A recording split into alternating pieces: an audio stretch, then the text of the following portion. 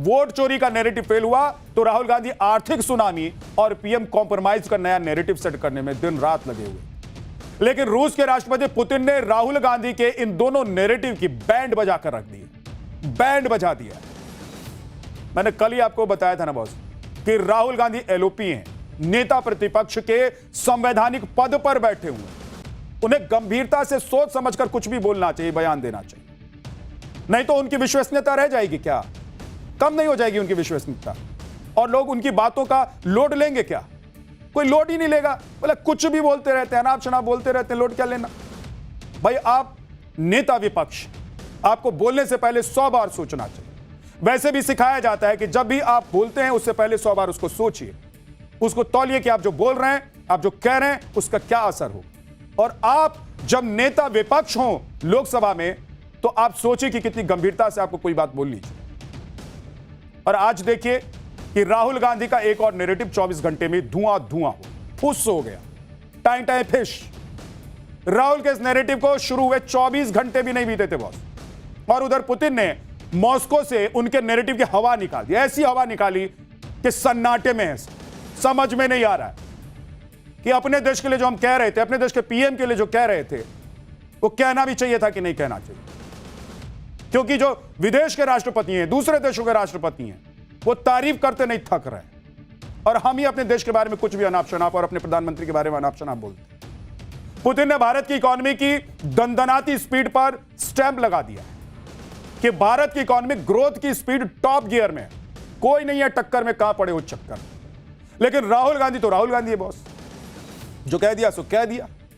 और राहुल गांधी अपने कहे से तब तक पीछे नहीं हटते हैं जब तक कि जनता की अदालत में या फिर कानून की अदालत में राहुल गांधी की छीछालेदर ना हो जाए। जैसा राफेल घोटाले में आपने देखा क्या दावा किया राहुल गांधी ने, नोटबंदी को लेकर राहुल गांधी ने क्या दावा किया, और अब वोट चोरी वाले दावे में क्या हुआ, सब आपको बताता रहता हूं। आप कई बार सुने होंगे कि पिछले साल ही राहुल गांधी पीएम मोदी को कॉम्प्रोमाइज पीएम का रट्टा लगाए हुए थे। हर बात पर कह देते हैं कि पीएम मोदी तो कॉम्प्रोमाइज है, कॉम्प्रोमाइज है।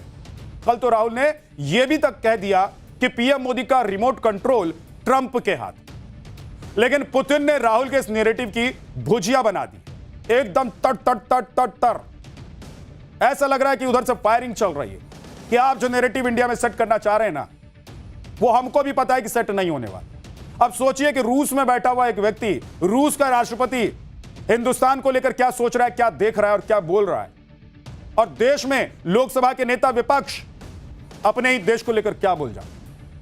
पुतिन ने कह दिया कि मोदी ऐसे वैसे लीडर नहीं है भाई कि कोई उन्हें अपने दबाव में ला सकता है। मोदी वो लीडर है जो देश हित में फैसले लेते हैं, मोदी पर प्रेशर डालना बेकार की कोशिश है। ये पुतिन कह रहे हैं कि मोदी पर दबाव डाला ही नहीं जा सकता, और अगर कोई कोशिश करता है तो बेकार में अपना टाइम वेस्ट कर रहा है। ये पुतिन कह रहे हैं, बहुत सोचिए जरा। और इसके बाद कांग्रेस को जवाब अब सूझ नहीं रहा कि बोले तो क्या बोले। आज पुतिन की बातों से सिर्फ राहुल गांधी को ही झटका नहीं लगा है, बल्कि ट्रंप को भी जोर का झटका धीरे से लगा, क्योंकि ट्रंप लगातार कोशिश कर रहे हैं कि भारत और रूस से तेल खरीदना बंद कर, व्यापार घटा दे, हथियार न खरीदे। लेकिन आप देखिए कि आज पुतिन ने डंके की चोट पर कह दिया कि भारत और रूस सन 47 से दोस्त हैं। ये दोस्ती 1-2 साल की नहीं है कि कोई बीच में आकर कुछ भी बोल लेगा, कह देगा तो दोस्ती खराब हो जाए। सोच रहे 47 साल, 1947 से ये दोस्ती चल रही है, और दशकों की इस दोस्ती को कोई तोड़ नहीं सकता। इसीलिए इसे ट्रंप क्या दुनिया की कोई नई ताकत नहीं तोड़ सकती। ये खुद कह रहे हैं रूस के राष्ट्रपति व्लादिमीर पुतिन। इसीलिए ट्रंप झल्लाए हुए हैं बॉस, क्योंकि भारत उनकी बात सुन नहीं रहा है, उनके दबाव में आ नहीं रहा है। मोदी सरकार वही कर रही है जो भारत के हित में है। इसीलिए ट्रंप अनाप शनाप भी बयान देने से बाज नहीं आ रहे। आप शायद ट्रंप को भी समझ नहीं आ रहा है, ट्रंप को, कि भारत से अपनी बात वो मनवाए कैसे। इसीलिए कभी मोदी की तारीफ करते हैं, कभी टैरिफ की धमकी देते हैं। आज भी ट्रंप ने एक गाल से मोदी की तारीफ की तो दूसरे गाल से टैरिफ वाला टेरर दिखाने की कोशिश की। लेकिन ट्रंप को भी समझ जाना चाहिए कि भारत झुकता नहीं है, भारत के प्रधानमंत्री झुकते नहीं है, 56 इंच का सीना लेकर चलते हैं। हालांकि ट्रंप का यह व्यवहार नॉर्मल नहीं है बॉस, जो दुनिया देख रही है, पूरी दुनिया कह रही है ये कैसे राष्ट्रपति है भाई, ऐसा कोई राष्ट्रपति होता है? कभी एक गाल से तारीफ और दूसरे गाल से आप धमकाएंगे, और आप सोच रहे हैं कि आपकी धमकी के आगे कोई धमक कर आपकी बात मान लेगा। 4 दिन में जिस देश को खत्म करने का ढोल पीट रहे थे, ढिंढोरा पीट रहे थे, उस देश ने आपकी नाक में दम कर दिया। अब भारत की बात करते हैं। ट्रंप एक साथ कई मोर्चे पर गिर गए। पहले देखिए कि टैरिफ वाले फैसले में अमेरिकी सुप्रीम कोर्ट से झटका लगा, और अब ईरान युद्ध वाले मामले में अमेरिकी संसद से ट्रंप को ऐसा करंट लगा है कि उनका दिमाग झन्नाया हुआ है, सन्न है। ट्रंप को अब ईरान से सेना बुलाने की नौबत आ गई है बॉस, और उनकी पावर भी कैसे कम कर दी गई है आज आपको बताने वाला।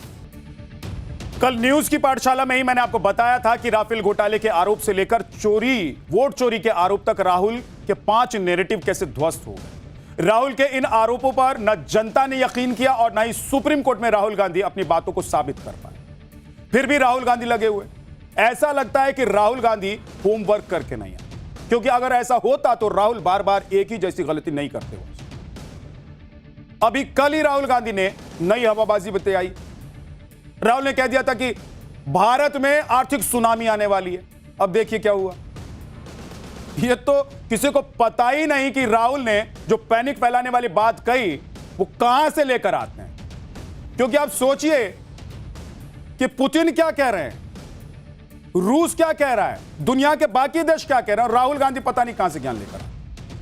या फिर अफवाह फैलाने की कोशिश होती है। आर्थिक सुनामी वाला जो ज्ञान है वो पता नहीं कहां से वो लेकर आए, उन्हीं को पता होगा। समझ में तो यह भी नहीं आता है कि राहुल की स्क्रिप्ट कौन लिखता है, उनकी रणनीति कौन बनाता है। आप सोचिए कि जब आप देश को लेकर ऐसी बात करेंगे तो जनता आपको एक्सेप्ट करेगी।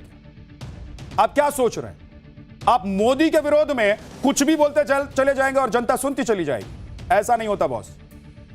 राहुल के इस दावे की हवा कैसे निकली है 24 घंटे में मैंने आपको बताया। जो राहुल कल दावा कर रहे थे, जो नैरेटिव सेट करने की कोशिश कर रहे थे, दिल्ली से 4,500 किलोमीटर दूर मॉस्को में राहुल गांधी ने जो कल दावा किया, जो नैरेटिव सेट करने की कोशिश की, उसमें हवा निकल गई। यहां से सोचिए 4,000 किलोमीटर दूर राहुल गांधी की बात जब पहुंची तो वहां से जो रिप्लाई आया, सोचिए कि क्या रिप्लाई है।